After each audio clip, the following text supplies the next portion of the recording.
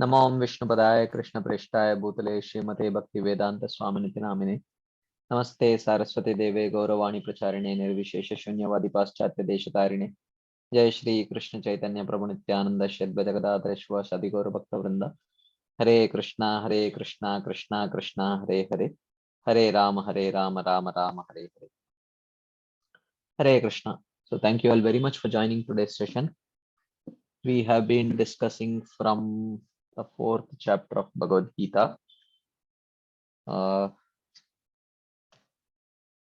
chapter is titled as Transcendental Knowledge or Jnana Vibhaga Yoga, and I will do a quick recap of what we have seen till now.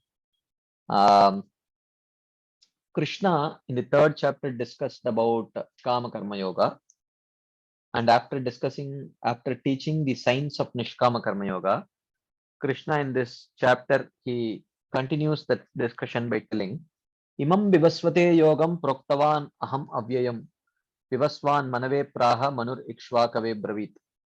He says that, my dear Arjuna, whatever knowledge that I have imparted to you, I have imparted the same knowledge. I had imparted the same knowledge to Vivaswan. And Vivaswan spoke it to Manu, Manu spoke it to Ikshvaku, and so on. In this way, the knowledge, continued. Evam parampara praptam imam rajarshayo viduhu sakalene hamhata yogo nashta parantapa. So in this way, the saintly kings understood and received this knowledge in disciplic succession, but by the influence of powerful time, this disciplic succession was broken, and therefore, Sayevayam maya tedya yoga pokta puratanaha bhaktosi me sakacheti rahasyam hyetaduttamam. Because you are my devotee and friend, I have spoken this yoga unto you, because you are qualified to receive and start a new parampara. So Arjuna at this point, even though he knows about the transcendental nature of Krishna's birth and activities, he asked this question about Krishna speaking this knowledge to Vivaswan, that people may develop trust in the subject matter of Bhagavad Gita because it is spoken by no ordinary person who takes ordinary and who performs ordinary activities. Therefore, Arjuna says, Aparam bhavato janma param janma vivasvatah katametad vijaniyam tvam adau proktavaniti. So he says, actually you appeared after Vivaswan. How am I to understand that you spoke this knowledge to Vivaswan? So Krishna says, Bahuni me vyatitani janmani tavacharjuna tanyaham veda sarvani natvam veta parantapa. My dear Arjuna, many births you and I have passed. While I remember everything, you do not remember any. Indicating that that Krishna appeared, took many births, indicating in many different avatars he appeared and instructed this knowledge. And in one of his avatars, he instructed this knowledge to Vivaswan also. Krishna knows and remembers all these appearances because Krishna is omniscient. And Arjuna does not remember, not because he is covered by Mahamaya, but because Yogamaya covers the memory of Arjuna for the purpose of his pastimes. Okay. So then Krishna speaks about the transcendental nature of his birth. Ajopisan avyayatma bhutan ishwaropisan prakritim swam adhishtaya sambhavami atmamayaya. So he says 6 aspects of his birth. He says ajaha, I am unborn. Okay. So someone may say, what is the big deal? Even the Jivatma is unborn. But then he says Avyayatma. Avyayatma means, yes, but I have an indestructible body, but the Jivatma cannot claim it. And a conditioned soul cannot claim it. But a liberated soul can claim that, okay, I also have Avyayatma. I am also Avyayatma. But then he says, Bhutanam Ishvara. I am the Lord of all the Jivas. No Jiva, either conditioned or liberated, can claim that he is the Lord of all the Jivas. Only Krishna can claim that. Prakritim Swam Adhishtaya. And he says that I Prakritim Swam Adhishtaya Sambhavami. I appear with my own body. With my own body, he says. Whereas the ordinary conditioned souls, it is not Swam Prakriti, it is not their Prakriti. It is material nature's Prakriti. Atma Maya, by Krishna appears by his own energy, means by his internal energy. So which means Krishna's birth and no birth is both his Swarupa, is both connected by his Swarup Shakti, whereas the Jivatma's no birth is conducted by Krishna's Swarup Shakti, whereas his birth is conducted by Krishna's Maya Shakti. So, so the Jivatma's birth in this material world is not integral to his Swarup, whereas Krishna's birth and no birth, both are integral to his Swarupa. And when Krishna appears, he says, Sambhavami, I appear, indicating that I appear by my own will. Whereas when the living entity appears, he is forced to appear by the law of karma.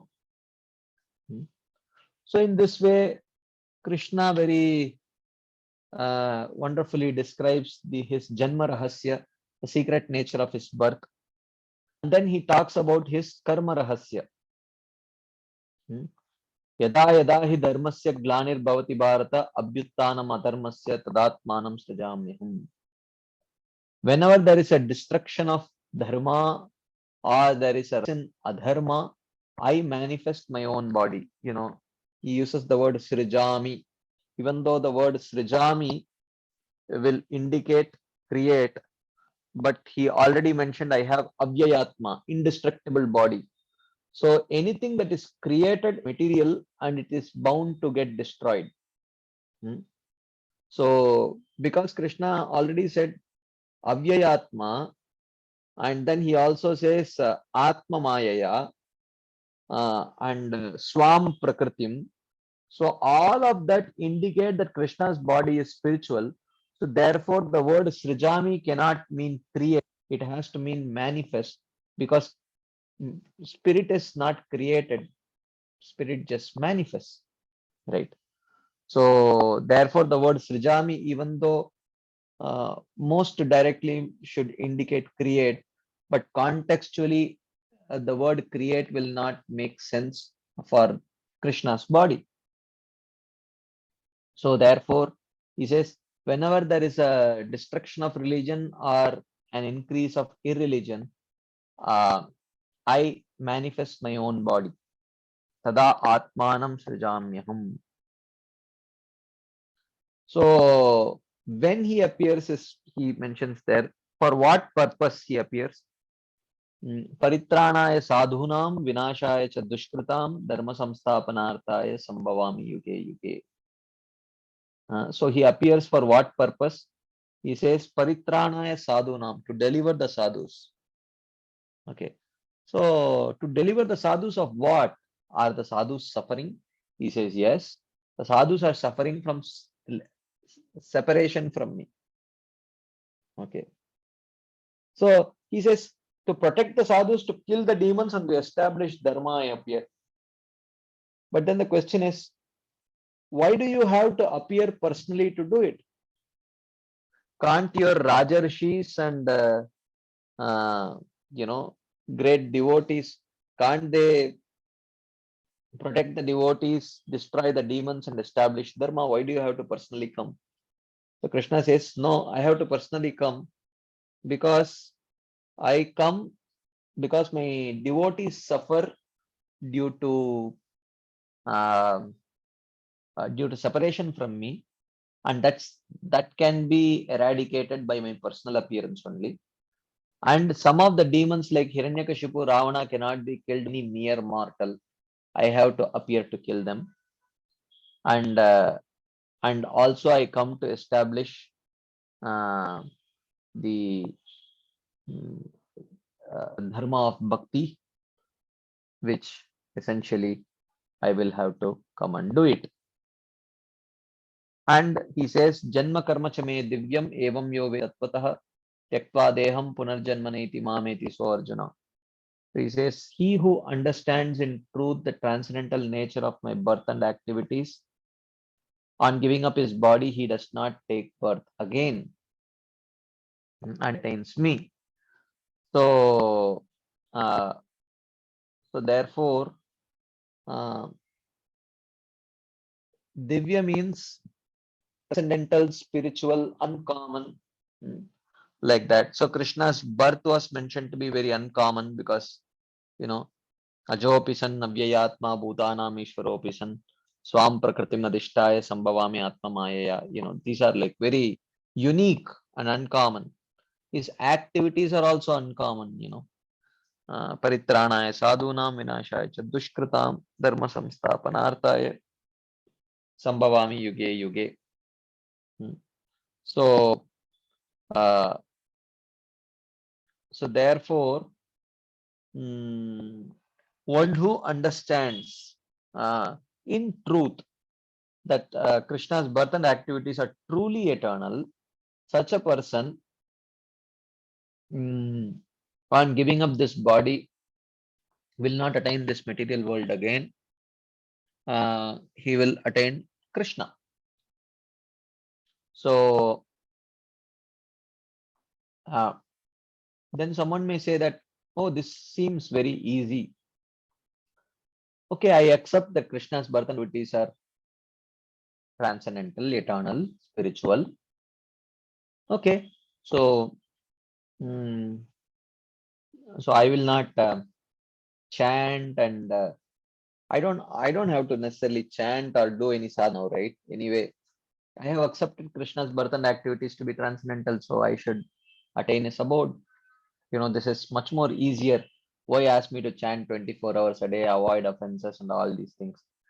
You know, just acceptance of Krishna's birth and activities to be eternal and transcendental is sufficient.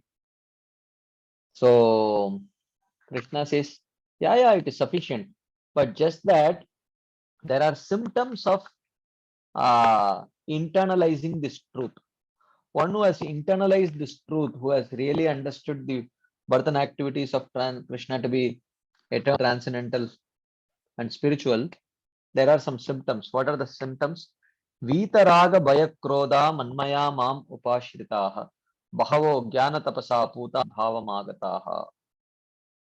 So such a person, he gives up, he would be free of attachment to this material world, yeah, free of attachment to any uh, non-Krishna conscious ideologies and philosophies. And he would not be fearful of people who speak those ideologies because he himself would be so firmly rooted in proper Krishna conscious conclusions. And he will be free from anger, vita krodha, towards the demons, because he would be so absorbed in hearing and chanting um, Krishna's name, fame, qualities, pastimes, etc. Manmaya. So such a person will, one who really understands and internalizes this truth about Krishna's birth and activities. He will be absorbed in hearing and chanting, and he would take full shelter of Krishna. And so these are the symptoms. Anyone who is not taking full shelter of Krishna, who is not constantly engaged in um, uh, hearing and chanting, and uh, who is um, who is actually affected by attachment, fear, and anger, such a person has not actually internalized this truth about the transcendental nature of Krishna's birth and activities. So, and then he says that it is not very easy. Jnana tapasa puta. So, jnana tapasa puta means such a person would have been purified by the austerity of knowledge.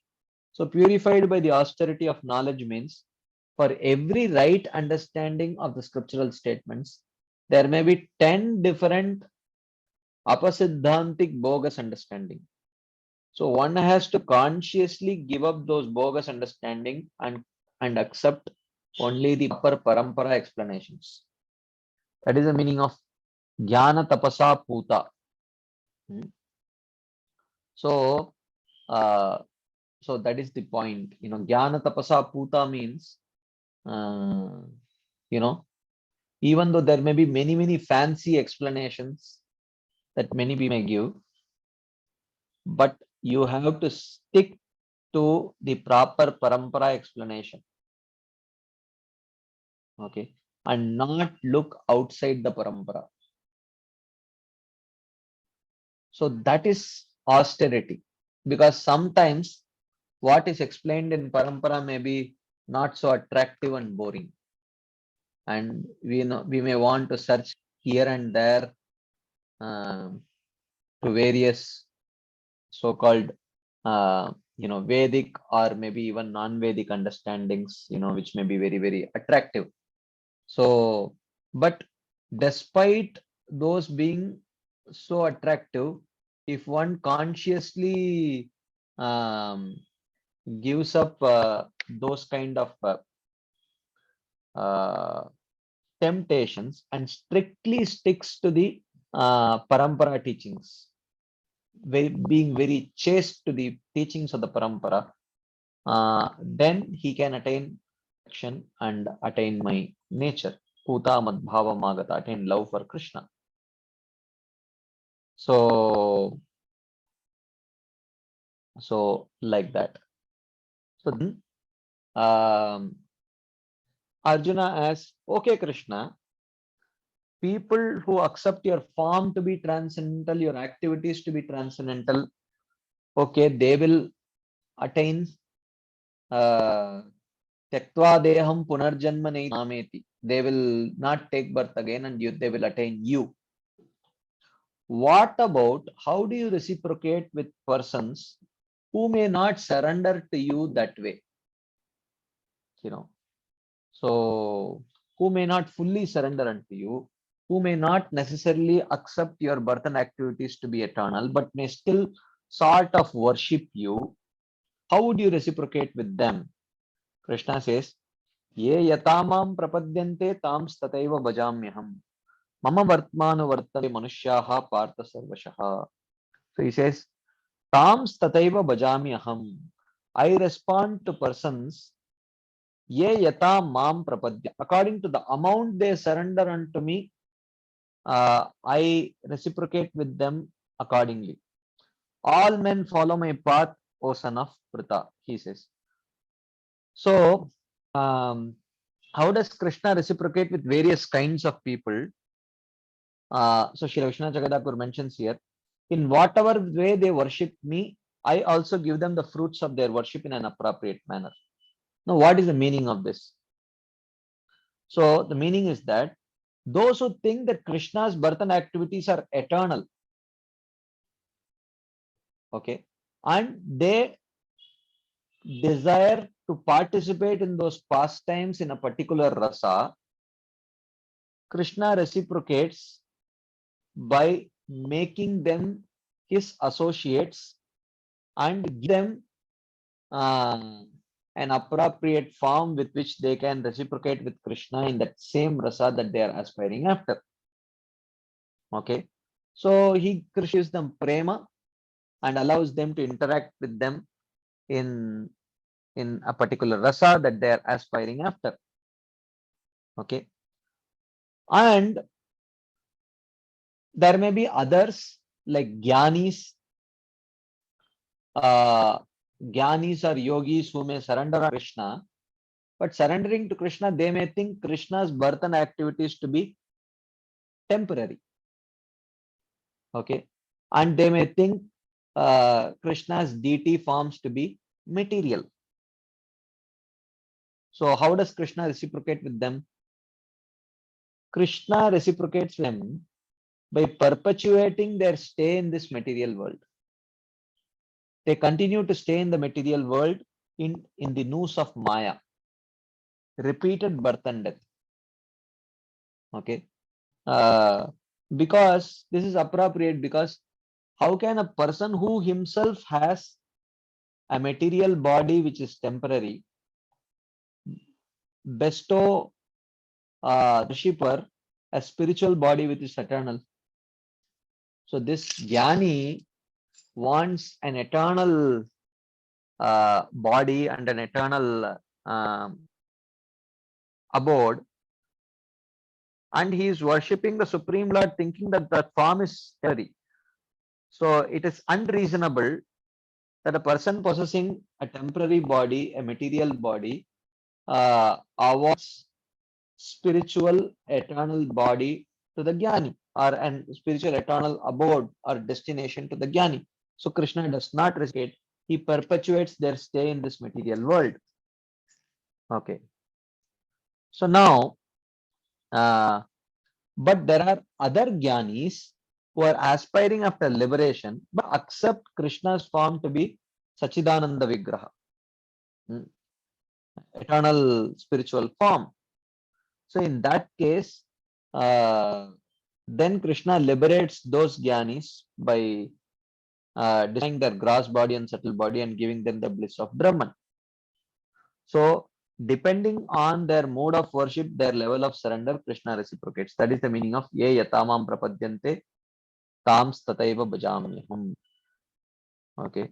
So he says that therefore not only devotees surrender to me, but rather everyone, all men, Jnanis, Karma Yogis, Karmis, Yogis, and worshippers of the Devatas, they all follow my path either directly or indirectly. Yepyanyavata bhakta yajante shraddhayanvita tepi mameva kaunteya yajante avidipurvakam. Krishna says in Bhagavad Gita. All these worshippers of Devatas actually worship me only improperly. Like that Krishna says. Okay. So, and then he says that Mama Vartmanu Vartante Manushya Partha Sarvashaha. Everyone in this material world is following my path only. What is the meaning of that? Krishna says, Jnana, Karma, and other processes are all my path, since I am the essence of all those paths. Like that. Okay. So then he says, Kangshataka karmanam dim yajanta iha devataha shipram hi manushe loke siddhir bhavati karmaja.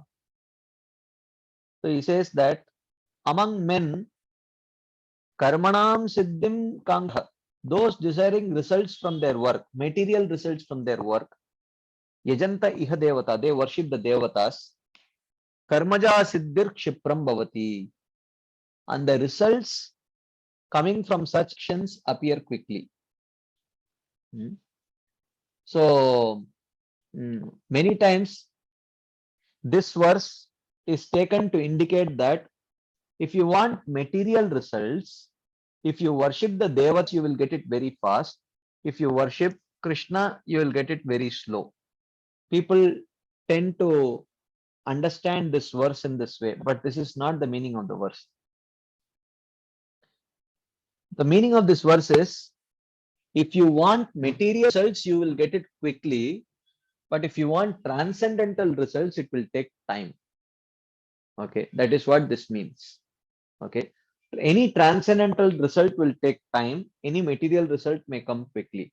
So people who want material results quickly, they worship the devatas. And they get the results quickly, not because of worshipping the devatas, but because they are aspiring only for a material result. Okay.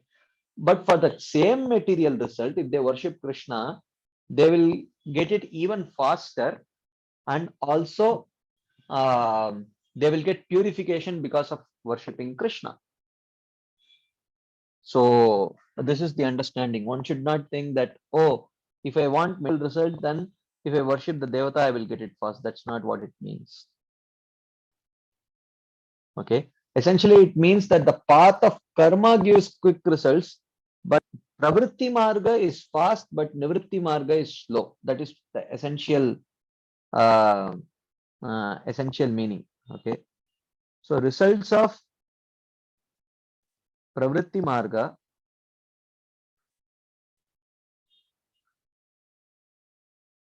is fast, but the results of nivritti marga is slow. That is what this verse means. And those who are on the pravritti marga have a good chance of approaching devatas for fulfillment of their desires. But those who want material results can approach Krishna also. Akama sarvakamo va mokshakama udaradihi tivrena bhakti yogena yajeta purusham param. So a sarvakami can approach Krishna also. Okay. So that is the point. So I think this is where we ended last time.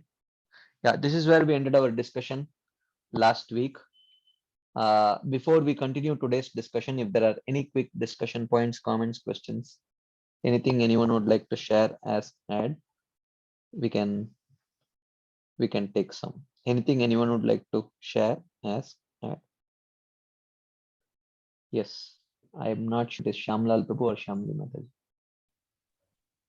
Hare Krishna, Dandat Prabhuji. Yes, Prabhu. So, just a little clarification on uh, how Krishna is saying that all paths lead to me. I He mean, doesn't say that. So I mean, Krishna says all are my paths, he says, but he does not say all paths lead to me. He does not say that. All paths have been devised by me, uh, but he does not say all paths lead to him. There's a difference between the two. So I will just read the Mama Vartmanu Vartante. So here he says, I will just read. Where is it? Yeah. Jnana, karma, and all other processes are all my path, he says.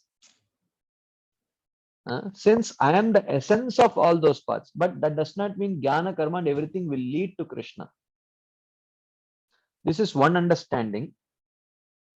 But another understanding is, if you can say, uh, uh, you know, karma yoga will purify, then jnana yoga will lead to, or ashtanga yoga will lead to liberation in impersonal Brahma Jyoti, and that Brahma Jyoti is non-different from Krishna. So in that sense, you can say that all are following my path. But here he includes worshippers of Devata also. So that is improper worship of Krishna. Uh, I mean, that path also is mentioned in the Vedas.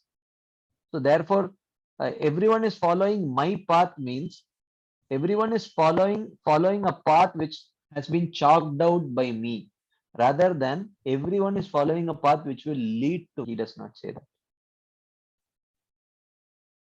okay, fine, fine, Prabhu. Thank you. Thank you for Hare that Krishna. clarification. Yeah. Anything else anyone would like to share as add?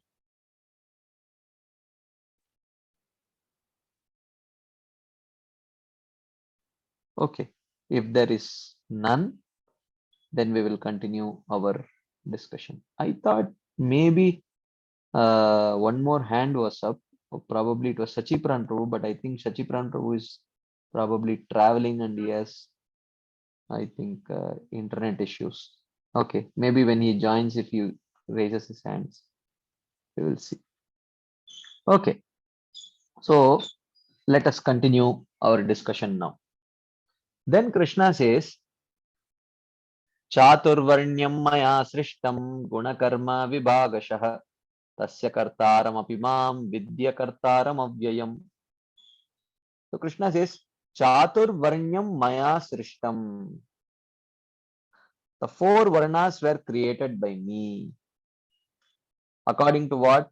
Guna, karma, vibhagashah. According to the distinctions of quality and work. Guna, quality, karma, work. So he says four varnas were created by me according to the distinctions of quality and work. Tasya mam kartaram api. Even though I made the system, vidhi, you should know that avyayam, I being undeviating and impartial, is akartaram. I am also detached from the system. So, so Krishna here, we will first see what Krishna is telling here. Then we will try to see why Krishna is telling this here. What is the connection? Okay. First, we will see what Krishna is telling here. So Krishna first says, Chatur Varnyam Maya Srishtam. I created the four Varnas. On what basis? Guna Karma Vibhagashaha. According to the distinctions of quality and work. So Prabhupada often says that the Varna is not based on birth. Varna is based on quality and work. But in one sense, what is birth based on? Uh, you know, what is birth actually based on? Birth is actually based on guna and karma only, right? So whatever karma you do in your previous lives and whatever gunas you accumulate, based on that only you will get your birth, right? So therefore, is varna determined at the time of birth? Yes, very much. No doubt about it. There is no doubt about it. But further, whether the uh, proper association one takes, proper samskaras one follows to retain that varna or not, that is up to them. Okay. So that way, varna is not decided purely on birth. So, but definitely, when we say Janmana Jayate Shudra Samskarat tu Bhave Dvija, you know, the improper understanding of that verse is that everyone is a born Shudra. It is not like that. So, now one understanding is, देखो, by birth everyone is a Shudra. किसी को आप ब्राह्मण संस्कार करेंगे तो वो ब्राह्मण बन जाएगा, किसी को आप क्षत्रिय संस्कार करेंगे तो वो क्षत्रिय बन जाएगा, किसी को वैश्य संस्कार करेगा तो वैश्य बन जाएगा. वैसा नहीं है. It is not like that. Janmana Jayate Shudra means according to birth, everyone definitely takes a birth because he has gained particular gunas and karma from previous lives. So a particular child has either Brahminical inclinations or Kshatriya inclinations or Vaishya inclinations or Shudra inclinations, and accordingly he takes shelter of appropriate parents generally. Okay. But post birth, there has to be particular activities, samskaras performed, and also um, and also particular ambience has to be provided to the child to nourish that varna. If such a kind of nourishment is not provided and samskaras are not performed, then the child's natural varna will not be nourished and he may naturally degrade and glide to be a Shudra. Okay. So, therefore, when Prabhupada says varna is not determined by birth, uh, uh, the meaning is not that birth has nothing to do with varna. It is only guna and karma. It is not like that. Actually, because you cannot separate guna and karma from birth. Birth itself is decided for ordinary people. Birth is decided by their guna and karma only. Okay. So Chaturvarnyam Maya Srishtam Guna Karma Vibhagashah does not necessarily indicate that birth has nothing to do with one's varna. That is not correct. Hmm? So, so is varnashrama based on birth? You know, to a large extent, yes. You know, to a large extent, yes. But that does not necessarily give one a sense of entitlement based on birth. You know, not in that sense. Uh, because if you say that that it is not at all based on birth, then anyone can become a brahmana, anyone can become a kshatriya, anyone can become a shudra, anyone can become a vaishya. It is not like that actually. Okay, that is why you know, particular sanskaras are done to actually fix the varna of that child. Okay, so therefore, Chaturvarnyam Maya Srishtam Guna Karma Vibhagashah. Many times people say that, look, Krishna says Guna Karma Vibhagashah. He does not say Guna Karma Janma Vibhagashah. But the point is, Guna Karma does not exclude Janma, because Janma itself is dependent on Guna and Karma. So Krishna says here,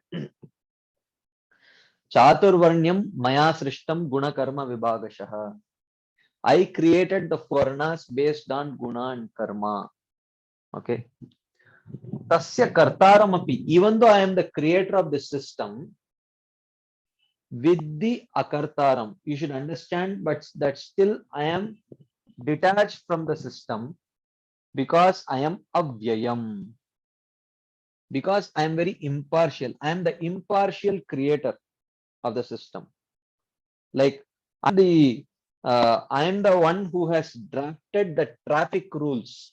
You know, um, if these rules are broken, then he should be such and such a person should be arrested and imprisoned for so long. I drafted the rules, uh, but but you cannot say that some person is suffering because of me. uh, I have nothing to do with punishing that person. Okay, I have nothing against that person. In a neutral way, I have created the rules, like that here Krishna says. So now the question, so this is in essence what Krishna is telling in this verse. But why all of a sudden Krishna is speaking this verse? Okay, so um, because till now what Krishna has spoken, Krishna said, Janma karma cha me divyam evam yo veti tatvatah chakva deham punarjanma neti mameti so Arjuna. So he says that one who knows the transcendental nature of my birth and activities, he does not take birth again, he attains me. And what is the symptom of such a person? Vitaraga bhaya krodha manmayama mupashrita bhavo jnana tapasa puta madbhava magata.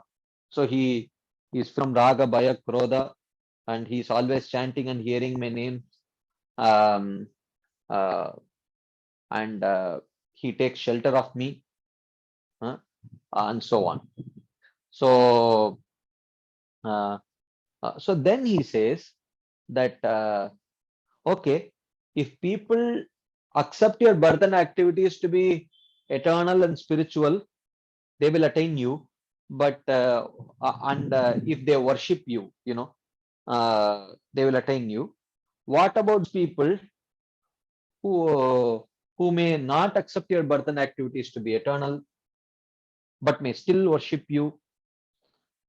What about those who may accept your birth and activities to be eternal, but worship you for liberation, perfection of their karma, etc.? What about those who do not worship you but worship the devatas? So Krishna says, Ye yatamam prapadyante tam stateva bhajamyaham. Mama vartmano vartante manushya parshasa. In whatever way one surrenders, I reciprocate. Okay. But still, some people, instead of worshipping me, they worship the devatas. Why? Because they want material results only. They don't want any transcendental results. Therefore, they worship the devatas. Kangshatah karmanam siddhim yajanta iha devata Shipram himanushe loke siddhir bhavati karmaja. He says. And now suddenly Krishna says, Chaturvarnyam maya srishtam guna karma vibhagashaha. So, so at least 4.9, 10, 11, 12 seems connected. Suddenly in this third verse, why is Krishna talking about his creating the four varnas, even though he creates the four varnas, but he is still detached from those varnas, being neutral? Why is he suddenly telling this? Srila Vishwanath Chakravarti Thakur mentions here. So he says that someone may say, indeed, the paths of bhakti and jnana give liberation, but the path of karma leads to bondage. Therefore, there is some inequality in you, the creator of all paths, the Supreme Lord. Says, Mama Vartmanu Vartante Manushya Partha Sarvashaha. All people follow my path only. Everything is my path only, Krishna says. So if everything is your path, if you are the creator of the path of bhakti and jnana, and you are the creator of the path of karma also, then you give liberation, either sayujya or personal form, to those who practice bhakti and jnana, but you give only um, bondage to those who are practicing karma. So why you are creating this inequality? Why can't you give um, you know why can't you give an eternal result for those who are practicing karma also? Why this inequality, someone may ask. So Krishna says, no, that is not so at all. I have created the four varnas for people who want their own enjoyment. So if people want their own enjoyment, I have created the four varnas. The suffix ya in the word chatur varnya indicates self-interest in the four orders. So for those who want their own enjoyment, I have created the four varnas. The Brahmanas, predominated by sattva, perform activities such as controlling the senses and mind. The Kshatriyas, who are predominated by rajas and sattva, perform actions such as warfare and acts of heroism. The Vaishyas, predominantly tamas and rajas, do farming and raise cows. The Shudras, predominated by tamas, they serve others. I have created this system of four varnas divided according to guna and activity, taking shelter of the path of dharma. Okay. So he says, know me. He says that no. So when he says chaturvarnyam maya srishtam guna karma vibhagashaha, he says that even those who want material enjoyment, I have created the four varnas. If people, according to their varna, follow their rules and regulations, they can enjoy. And gradually they can get elevated, and they can actually aspire for transcendental results also, right? Because if one properly follows the rules and regulations of one's varnashrama, then gradual purification happens, and gradual purification happens, then one becomes qualified for transcendental um, results also. So he says, know me as the creator of the system, since it is created from the gunas of Prakriti, which is also my energy. So Krishna is the creator in the sense he's not the direct creator. He has empowered his energy to create actually. So it is his material energy which creates the four varnas. In that way, I am the creator. But actually, I am not the creator, since my Swarupa is beyond the gunas of Prakriti.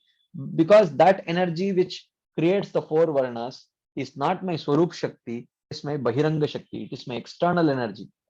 So therefore, I am the Karta in the sense my energy creates. I am the Akarta in the sense it is not my personal energy, it is my external energy, Bahiranga Shakti, like that. So therefore, I am said to be indestructible, Avyayam. Uh, I am not at all similar to the Varnas or matter, though I have created them. Hmm. I am not at all similar to the Varnas or matter, though I have created them. Uh, like that. So that is what he says here. So Krishna says that I am not. I am not. I don't discriminate, and there is no inequality in me. I have equally created Varnas. The four Varnas, and depending on one's predominating guna and karma, one can choose the Varnas, and if they perform the activities properly, then one can get purified, and all of them can aspire for transcendental results. Okay, that's what he says. So this is yeah. Any quick discussion points, comments, questions here? Anything anyone would like to share? Ask. Okay, there are two hands up.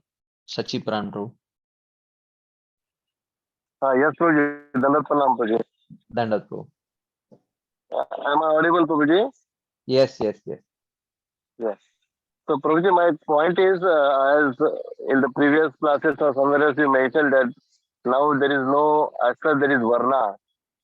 So, yeah, in the Kali Yuga, there is no question of Varna. Suppose even if a child born in a family as a Brahmana, it's not like that he will have Brahmanical qualities.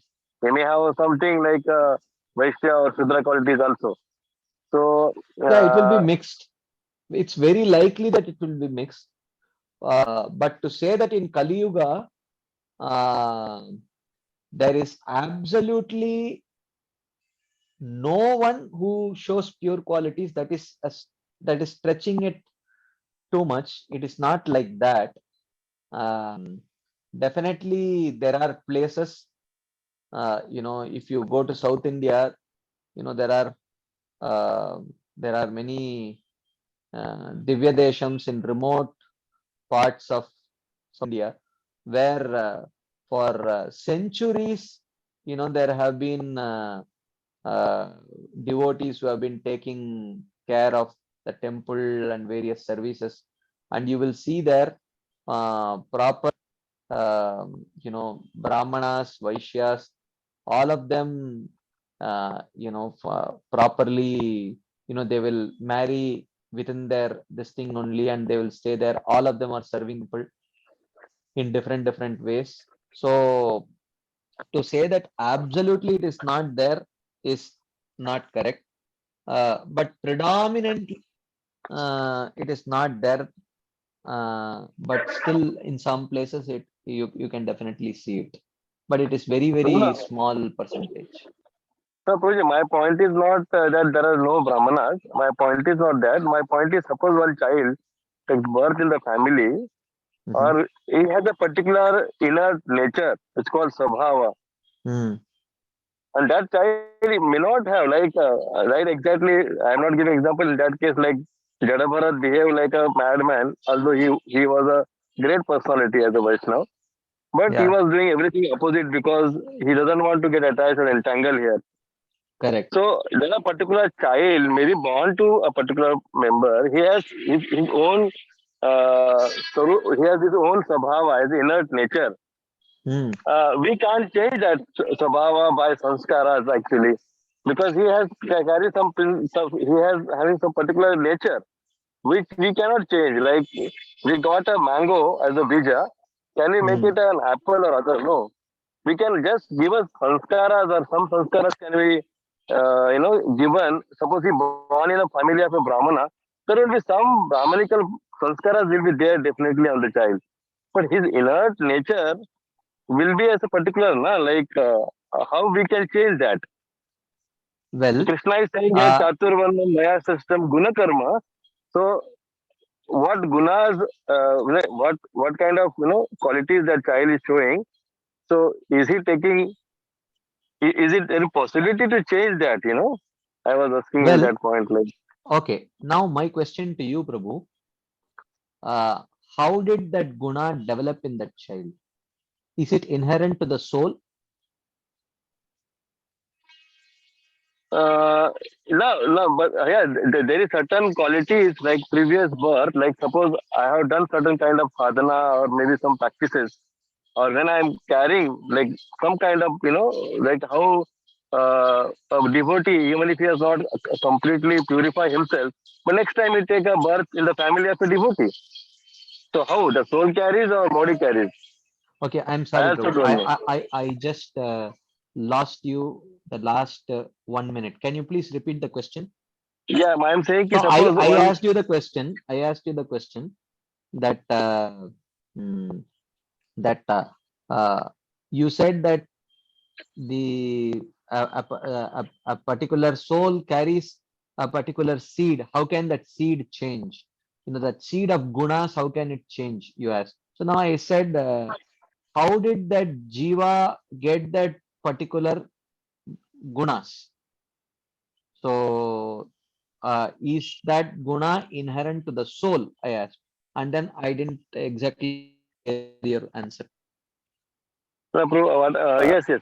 Produce the soul. Suppose soul or the certain previous birth, he may has certain characteristics like he has certain perform. He has some kind of pious activities or he has perform Activities, on. na? Okay. Yeah, So by performing particular activities, he developed particular qualities, right? yeah. So inherent means not inherent, acquired, Mm, correct? Acquired, mm, it is not inherent. It is acquired by performing activities.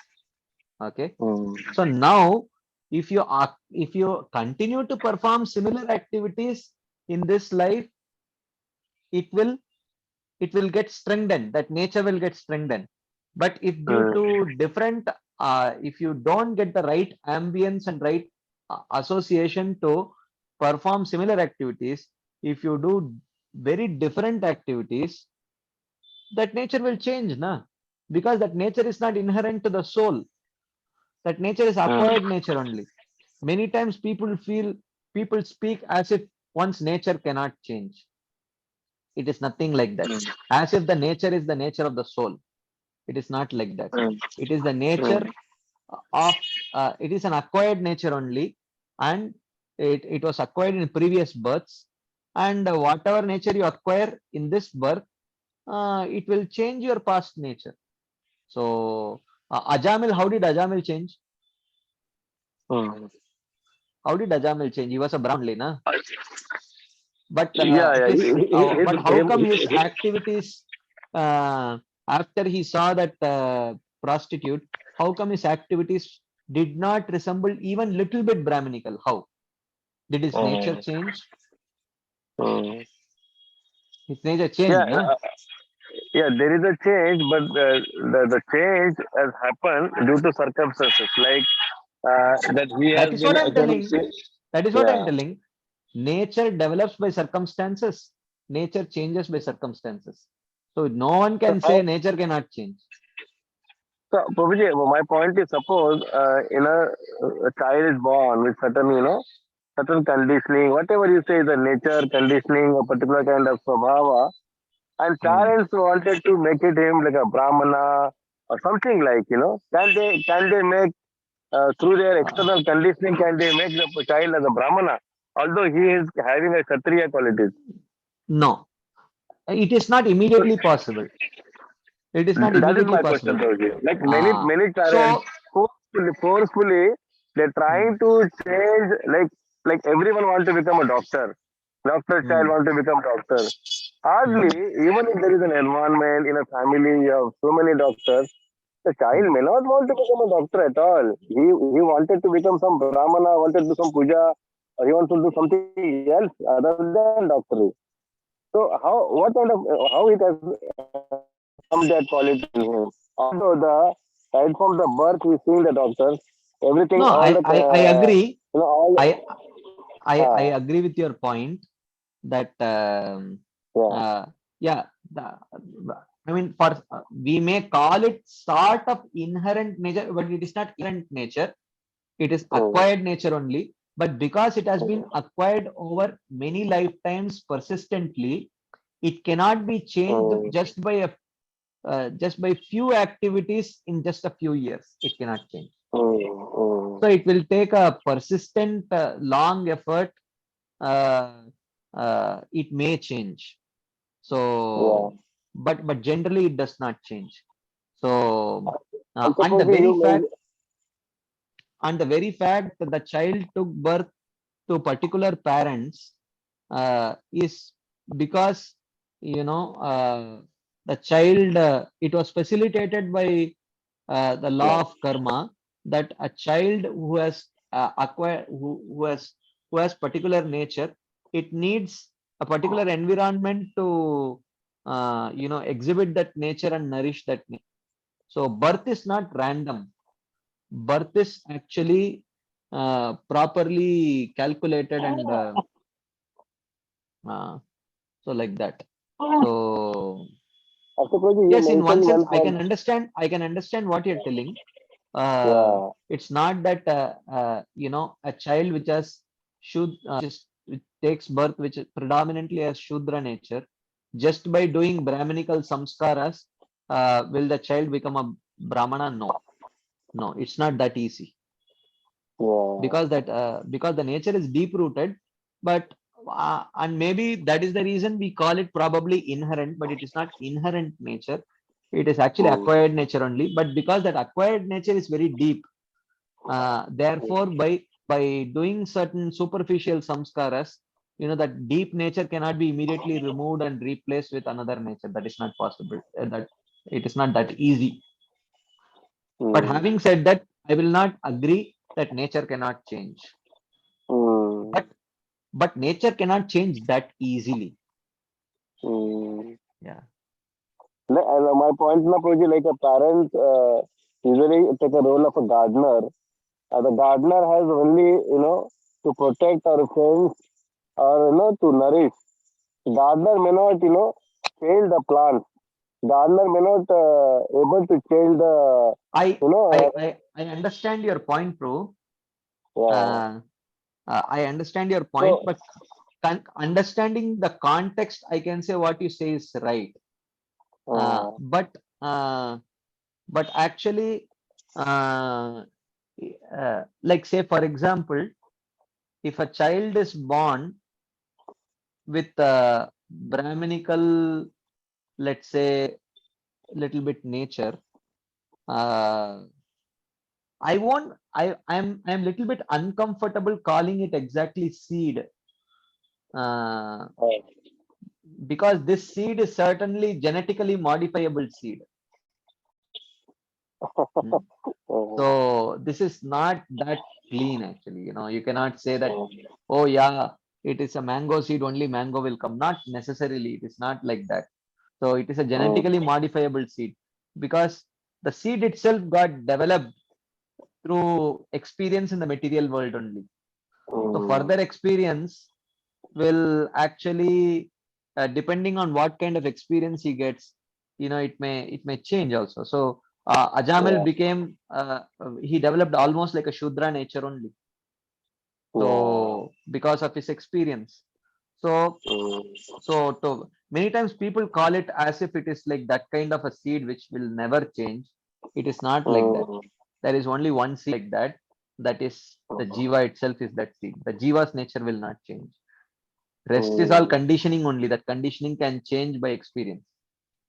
So therefore, a Brahminical child, if he grows up in an area which is filled with you know unfavorable non-Brahminical ethos all around, you know, definitely, like you do see examples of, in my when I was in the forget about United States. In India only, I went to a boarding school. So where, like myself, there were other students also who were from Brahminical background. There were Vaishnava students who used to join. Uh, who had never in their home even cooked onion and garlic. So, but I've seen all of them 1 year, 2 years maximum time, they will change into non-vegetarian and start eating all Oh. kinds of meat. So, Oh. so it is all, you cannot say exactly. Yeah. So I feel little comfortable calling it seed. Oh. I would say, a particular corpus, I would say. But that corpus also can diminish, or that corpus can get enhanced. So I feel little uncomfortable calling it a seed, because it is not exactly a seed like that. Oh. Thank you, Pradeep. Thank you, Pradeep. My another question on the previous Sloka project about Ayatama Prapadante. So the point I want to say that in particular devote person may not be a pure devotee, but sometimes Krishna see that particular soul, his inclination, and can change that path. Like suppose a devotee is, although he doesn't have that pure love for Krishna, so Krishna helps him to go towards the purity rather than what he is demanding. Like he may demand for enjoyment, so Krishna may not give that part of particular taste in that enjoyment, and ultimately he wanted that particular soul to come to him. So how it exactly a tamam prapadante? Like sometimes Well, we can Krishna doesn't do that. Krishna doesn't do that. her So, Krishna's Maya Shakti, uh, Krishna's energy, that Krishna's Maya Shakti takes the role of that particular. uh, uh, I mean, if he wants something, he will pursue that only, unless Krishna's devotee comes to him and changes his heart. See, now again, desire means Abhilasha Rupi desire or Anartha Rupi desire. So, if it is an Abhilasha Rupi desire, Krishna does not change it personally. But if it is an Anartha Rupi desire, like for example, a devotee uh, who wishes to pursue some material wealth, Krishna may stop that. Krishna may stop that. So you may say that, अरे ऐसे कैसे? So ये तो आपने Krishna is interfering with that person's free will. So so no, Krishna is not interfering with his free will. So abhi dekho, if you um, mm, if you join a gym, okay, if you join a gym and you tell the gym trainer, dekho, in 3 months I want to lose 10 kilograms weight.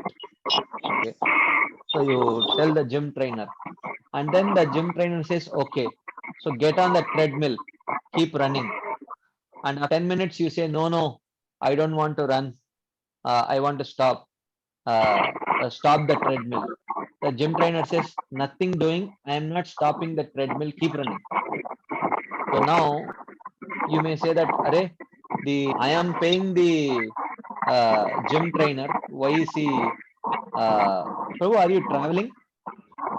Yeah, Prabhu, I can mute. I am just traveling. That's why in between there is voice. I just Yeah, meeting it's in 10 okay. minutes. Yeah, I will just mute you. Yeah, okay. So so that you may say that, Array, I am paying gym trainer, why is he, if I am asking him to stop, he should stop. He is not listening to my free will. He said, no, he is listening to your free will. You told him first, in 3 months I want to lose 10 kilograms. Okay, so that you have told, and now you are telling, no, I don't want to run, I want to stop. Now, which is a high free will, which should he respond to? So what is your primary desire? Your primary desire is actually to lose 10 kilograms in 3 months. Okay, but now, because once you start running on the treadmill, you are not able to muster that stamina, so you want to stop. But the gym trainer knows what you need to lose those 10 kilograms. Therefore, even though you may want to stop, but he knows that you need to run. So that way, Krishna sometimes reciprocates to your primary desire, which is born out of your faith, even though your secondary desire born out of your conditioning may he may refuse to respond to that. So that way, yayatamam prapadyante is on the level of faith. It's not on the level of one's conditioning. So the desire is born out of conditioning, Krishna may not reciprocate always. But the desire born out of one's faith, Krishna will definitely reciprocate. Is that relevant to your question, Prabhu? I don't know. Is that Sachiparan Prabhu? Is that relevant to your question?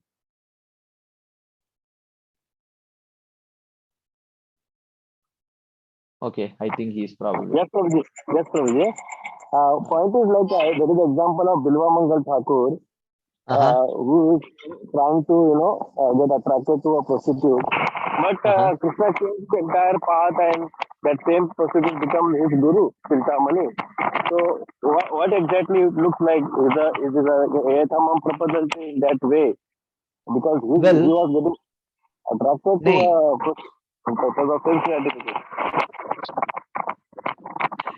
So in that, he actually, Bilomangal Thakur had a guru by the name Somagiri, from whom he had learnt actually spiritual subject matter. Okay, so just that in between, he got really sort of distracted from that due to his attraction to that Chintamani. But then that Chintamani, through Chintamani, actually Somagiri actually reminded him of Krishna, and then he got that inspiration. So definitely there was intervention of devotee.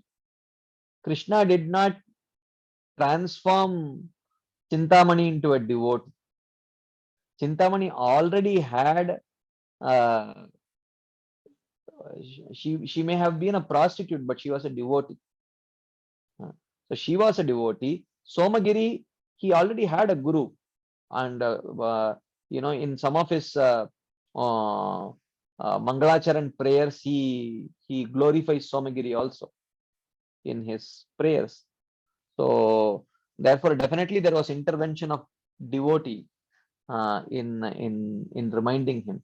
So his Bilamangal Thakur's attachment to Chintamani was an attraction on the level of his conditioning only, whereas in reality, due to his association with Somagiri, he was actually a devotee.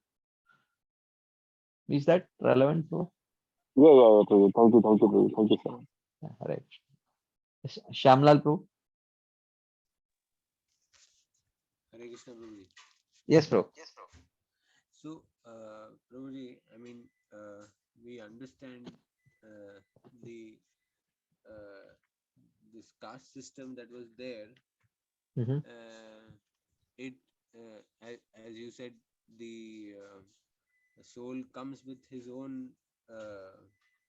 Every soul comes with his own baggage. So, takes birth according to whichever set of parents are comfortable. Yeah. But at the same time, we've seen that history shows us how because people blindly followed the caste system, things just downgraded. I mean, people who are not qualified as Brahmanas and people who are not qualified as Kshatriyas, they call themselves Brahmanas or whatever, and they ruined the entire system of the Sanatan Dharma that was previously existing. Correct. So, how do we reconcile with this when we say that it is also through I mean, somebody born in a family of Brahmanas or born in a family of Kshatriyas need not have all the qualities, right? Because we see in Mahabharata how Shantanu was not the son of King Bharat, but he was made the king because he saw that the best qualities are there in this person. Yeah, I'm not denying it. So I'm hearing my own voice. I will just mute it for a while. Mute you.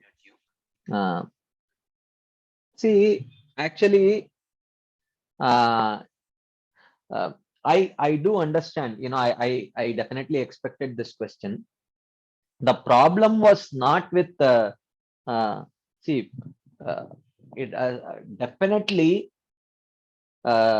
you know, people stopped doing the essential samskaras and stopped you know, creating appropriate ambience uh, mm, uh, for uh, for nourishing that this thing. Mm. So that is why it started degrading. So a brahmana's son, slowly he was lesser and lesser of a brahmana, lesser and lesser of a brahmana, uh, because they stopped performing a few samskaras. They stopped performing, you know, practicing a profession that was conducive for that particular varna, and slowly over a period of time, you know, it became just by birth, even though, you know, along with birth the other things are needed. So I agree with your point. So the solution is not to say that no, varna is no longer you know, birth does not determine the varna at all. That is not the solution. uh, so the solution is actually um, uh, to ensure that if people with particular inclinations, um, they get married and they beget a child. So if they so then the child should you know, all the proper samskaras should be done, and a particular profession which is conducive to that particular varna should be practiced, so that it can be further enhanced. Otherwise, birth itself is not random, na bro. Birth is not random. If you say birth does not determine it, you know, the varna is not determined by birth, then is birth random? That you know, for Shudra parents, Krishna will randomly give a brahmanically inclined child, and for two Kshatriya parents, Krishna will randomly, or the law of karma will randomly give Vaishya inclined child. It's not like that. But subsequently, what happened, how the system broke, like Krishna says, Sakalene hamata yogo nashta parantapa. So how the system broke was that uh, people who took birth in such Brahminical families or Kshatriya families, you know, they stopped doing samskaras, they stopped performing the occupation that was meant for that particular varna. Then slowly that nourishment of that varna stopped. So slowly they become malnourished. And on top of that, if there is so nourishment happens by birth, you know, whatever is there by birth, that is nourished by samskaras, and that is nourished by association and occupation. So occupation, association, and samskaras, these three nourish the varna. So one may take up, one may not perform samskaras. One may have a Brahminical child may have non-Brahminical association, and he may perform a non-Brahminical occupation. So what happens? There is no nourishment through samskaras, there is no nourishment through occupation, and there is no nourishment through association. So that varna becomes very malnourished, and to a large extent, it may become nourished in a different direction also. But still, by birth, he is a Brahmana only. So he will get married. So even though he has gotten married, uh, and he is by birth a Brahmana, he is no longer a Brahmana by qualities, because none of those qualities were nourished by samskaras or association or occupation. So he will now marry, and he will beget a child, which will technically be called a Brahmana child, because he is born to a so-called Brahmana father, who was probably Brahmana by birth, but eventually by his profession and hmm, samskaras, and or lack of samskaras and association, he was no longer that kind of Pakka Brahmana. So this child also, because he is no longer a Pakka Brahmana, when he gets married, definitely a Pakka Brahminical child will not be attracted to that person, right?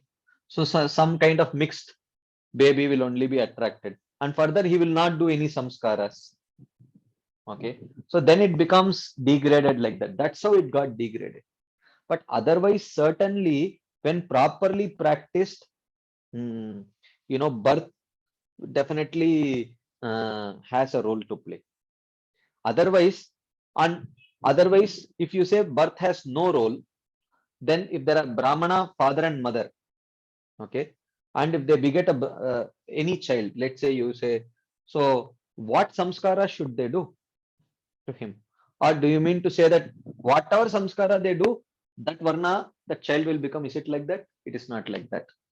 So certainly birth has a role, but the only problem is, without considering nourishment of that varna through occupation and association and samskaras, to claim that varna is purely based on birth, that is wrong.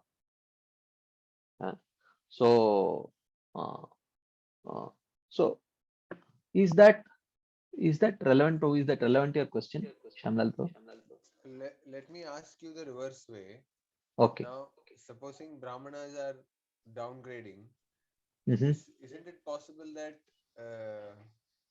some souls may take birth in the family of Shudras and then get upgraded because of positive association? Like we see in Narad Muni's case, he's giving in the first canto of the Bhagavatam, he says, I got association with the Bhakti Vedantas, and by eating their remnants, things just changed. He was not a Brahmana by birth, but Yeah, but he because didn't. But he was a devotee. You don't have to be a Brahmana to become a devotee. So of course, my question is the qualities that he developed were definitely Brahmanical, no? yeah, but that Brahminical qualities did not develop through Brahminical samskaras. They developed due to devotional service. So that is what we hear na aho bata shvapachato gariyan yajjihvagre vartate namatubhyam. So those kind of verses indicate that, yeah. So it's not that when he came in touch with the Bhakti Vedantas, that he developed Brahminical qualities because they were Brahmanas. No, he developed Brahminical looking qualities, which were developed due to his development of devotional service. So that is a whole different discussion. So now, can a child with so now we are not talking about bhakti at all. We are talking purely about varnashrama. So can a Shudra child by Brahminical samskaras and a Brahminical association and the Brahminical profession, can he become a Brahmana? Is that your question? Yes. Well, I am not an expert in this, but I am not very sure about it also. Uh, it may theoretically be possible, but whether it is possible in one lifetime only, that I do not know. My gut feeling says it must not be possible. So that way, then everyone can be made into Brahmana like that, you know. Yeah, I am not an expert in this, but my gut feeling says probably it is not that easy. But if one takes up to devotional service, but of course that also you force it on the child. The child, if he has Sukriti, then he will accept devotional service. You cannot say, Are wah, I will make the child take up devotional service and immediately he will develop all good qualities. Well, that can at the most be wishful thinking only, because the whether the child, how much Sukriti he has, we do not know. So so therefore, yeah, definitely one thing that we can do is, if we already you know the varna of the child, then we can do appropriate samskaras and appropriate association and try to nourish the existing varna. But to completely change a varna of the child by giving opposing samskaras and opposing association, will will that quickly will uh, the varna of the child change? uh, I am not very sure about it. I am not sure if it is so easy. Degradation may be easy, but upgradation, how easy it will be, I don't know. Sattva, from tamas to rajas to sattva is difficult, but from sattva to degrade to rajas tamas is very easy. So degradation is always easy. Like if you uh, climb down the stairs is easy, to climb up is difficult. So so definitely a brahmana child, by inappropriate by not doing any samskaras and by unfavorable association, can very quickly degrade to having the qualities of a shudra. But for a shudra child, uh, with born with that kind of qualities, just by merely changing the samskaras, to elevate him to brahmana in a short time, uh, I don't think it is possible. Maybe not. I That's what I feel. I am not an expert again. Okay, so we leave it at that. I mean, Yeah. Okay. Shamli has a question. Hare Krishna Yeah. Prabhuji, I had a Yes. question. Yes, Yes. Madhu. So just this point, just to confirm my understanding. So if we want to go from one guna to another, it is only possible by performing devotional service, right? No? One guna to another. I mean, you cannot. I mean, by performing devotional service, you will certainly not go from sattva guna to tamo guna. No, if you want to progress, that's what I meant. Progress, yeah, of course. So if you want to progress from tamoguna or rajoguna to sattva, and eventually sattva to shuddha sattva, that is possible by devotional service. But it is, I won't say it is possible only by devotional service. It is possible by um, it is possible by a proper practice of uh, uh, varnashrama system also. But it is gradual, more gradual there. Yeah. So, Prabhuji, my original question was related to the earlier the path verse. So, how do we account for different religions then? Like, does Krishna say that if those paths are his too, if there is surrender in that path? We do see Definitely. Christians Why and not? Muslims. Yes, yes, yes. Okay. So that is included. Different religions are included in. It's not just the Vedic system. Yeah, because definitely many of these kind of principles are there in other religions also. That's how our acharyas write. There is the karma thread, the jnana thread, the bhakti thread. These are there in Christianity, Islam, Judaism, and all of that. So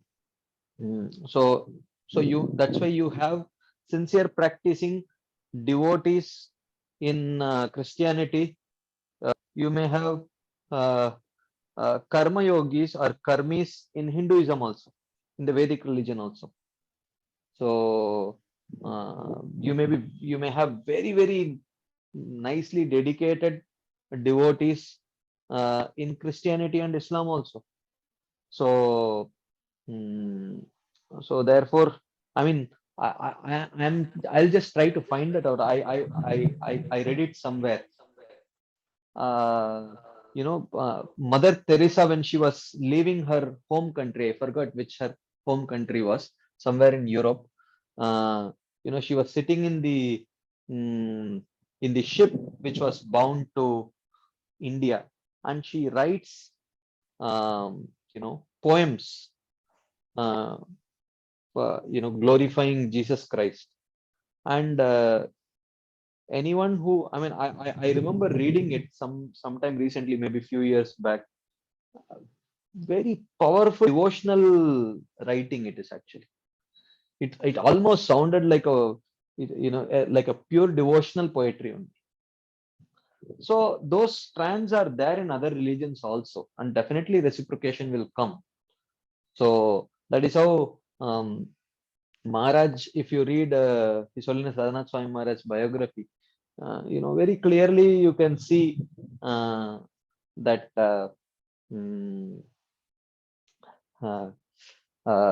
that Maharaj writes that any sincere practitioner of a particular religion will be able to identify sincere practitioners across all religions actually. So yes, why not? And Bhaktivinoda Thakur very clearly writes in his Chaitanya Shikshamrita that one should stop seeing these external things. What name they call the absolute truth, what language they speak, what of external rituals they may practice. But a Saragrahi Vaishnava sees the essence. When he sees that love of God in their practice, he will be able to see love of God, he will be able to see karma, he will be able to see jnana, while neglecting to see the external things actually. So that is actually, so definitely it is possible. This reciprocation is possible in other religions also. We don't say that it is possible only in Vedic religions. Is that relevant, Mataji? Yes, Prabhuji. Thank you. Yeah, Hare Krishna. One last question and then we will end today's discussion. Krishna Nam Prabhu. Hare Krishna Prabhu. Yes, Prabhu. Prabhu, can you go to that previous slide or the one previous to previous slide? Which verse you tell me, Prabhu? Verse number 13. 13. There you mentioned about why Krishna created Varnashram system. Yeah, this is the one. So here, there is some inequality in you, the creator of all the paths. This is not so. I have created the 4 Varnas for people who want their own enjoyment. I didn't understand what this sentence. What does he mean by saying I have created the 4 Varnas for their own enjoyment? Even without Varnas, people can enjoy, no?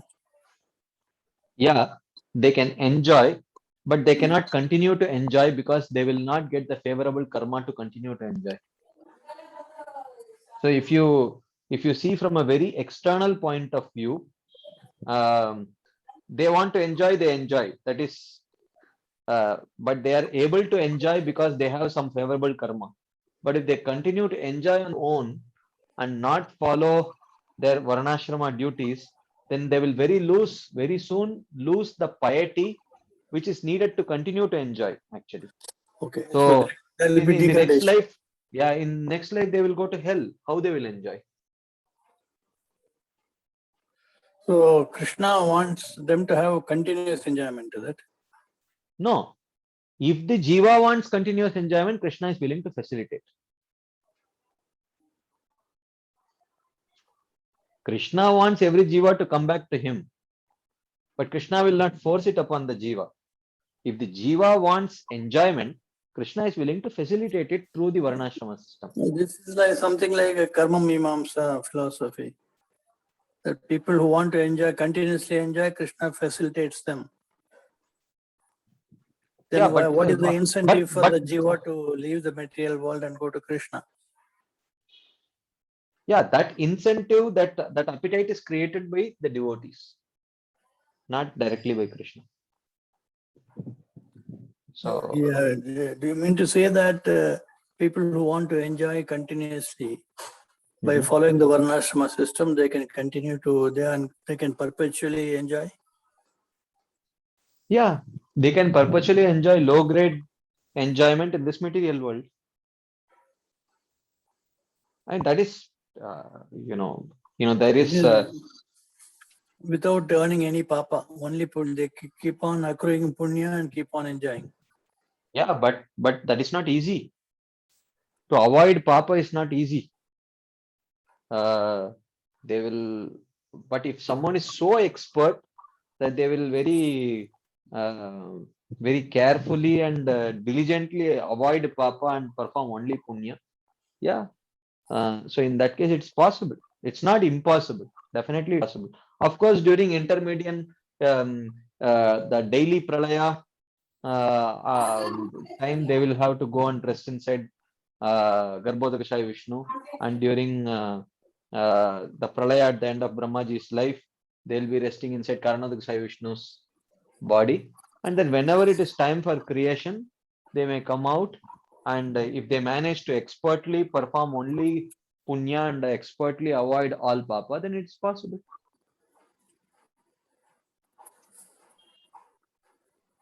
So varnas have been created for that purpose. Huh? Yeah, I mean, basically, if you want to enjoy, you need punya, and if you want to earn punya, then you should follow your prescribed duties. And when you follow your prescribed duties, you will earn punya, and punya will translate into enjoyment. And later, so slowly, if you become detached from enjoying in this material world, and with a detached way, if you perform your varnashrama duties, then it will lead to purification of heart. So a Brahmana, by performing Brahmana duties, he can enjoy. A Kshatriya, by performing Kshatriya duties, he can enjoy. A Vaishya, by performing Vaishya duties, he can enjoy. A Shudra, by performing Shudra duties, he can enjoy. That's what your meaning. Yeah. They will gain piety, basically earn the currency to enjoy, through which they can enjoy. What does this suffix ya mean, Prabhu? The suffix ya in the word Chaturvarnya indicates self-interest in the four orders, which means It's not clear. it indicates that they are selfish. They people who want selfish enjoyment, for them he has created the four varnas like that. I mean, I don't know the exact Sanskrit thing to explain it exactly, how it exactly translates into self-interest, but apparently the suffix ya indicates self-interest or in desire to enjoy selfishly. So that is what Chaturvarnya indicates. That's what he says. Okay. Thank you. Okay, so I think we will pause here. And next week, just a quick reminder for you. Next week, we will not have the Friday session. Next week, we will not have any sessions because I'll be traveling to Vrindavan and traveling back from Vrindavan. So, so next week, we will not have any sessions, classes afternoon or evening. But the Japa sessions will continue. So those of you who are joining Japa, so you please continue to join, but just the classes will not be there, just error for you. So thank you all very much for your patient listening and your enthusiastic participation. We'll continue this discussion the week after next Friday. Srila Prabhupada ki jai, Srila Vishwanath Chakravarti Thakur Pad ki jai, Srimad Bhagavad Gita ki jai. Hare Krishna. Thank you very much.